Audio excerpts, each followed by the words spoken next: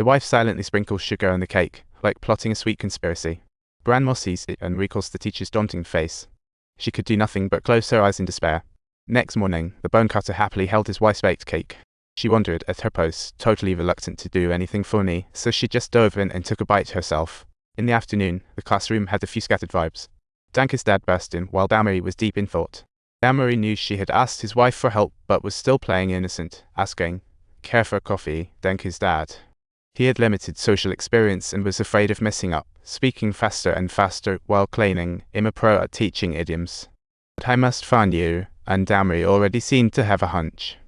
But after all, they were in a classroom. There's no turning against each other. So Damary kept probing Danker's dad. Is that really this is a big issue? Practically an unsolvable riddle. You know, I just hang around at the diploma library. I read books. It's a wild ride from planes to machinery. Regardless, the maximum limit is tunes. You've got to send it out.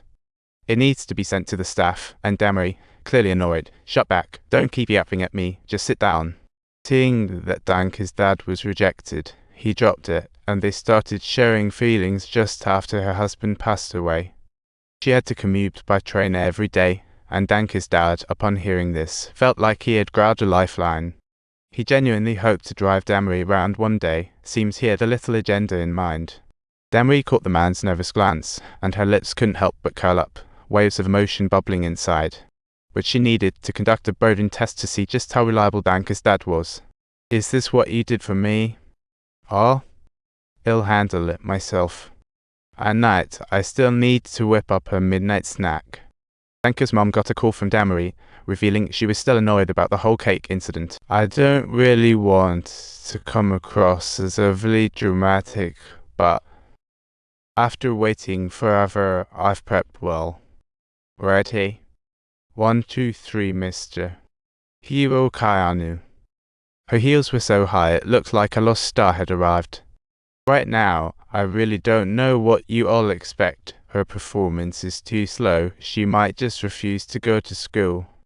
Every sentence hinted to Danker's mom, if you don't help, there are plenty of people willing to jump in.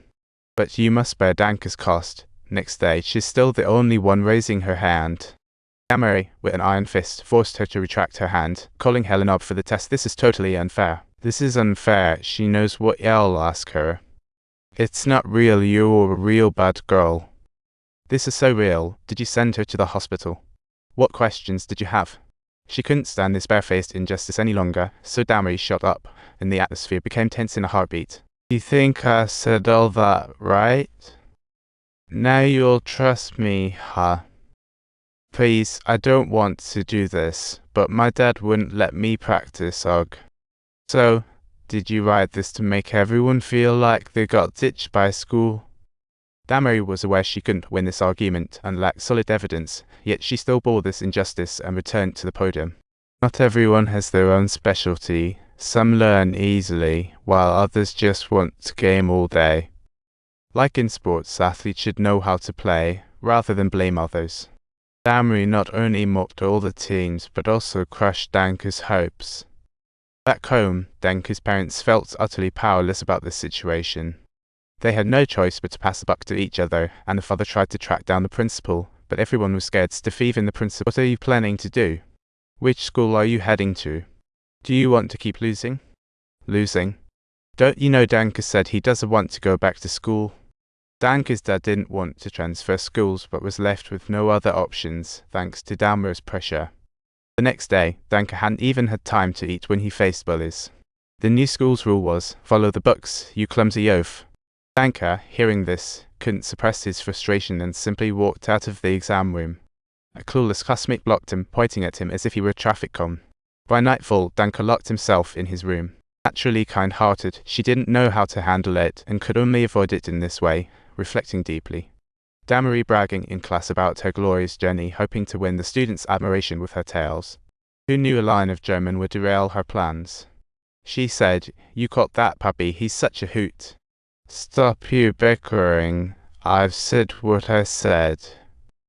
"You dare say it again. Do you think you can deceive me?" "Puppy, hurry up. Don't you dare leave." "I said I'm not going." "Stop, give me my puppy."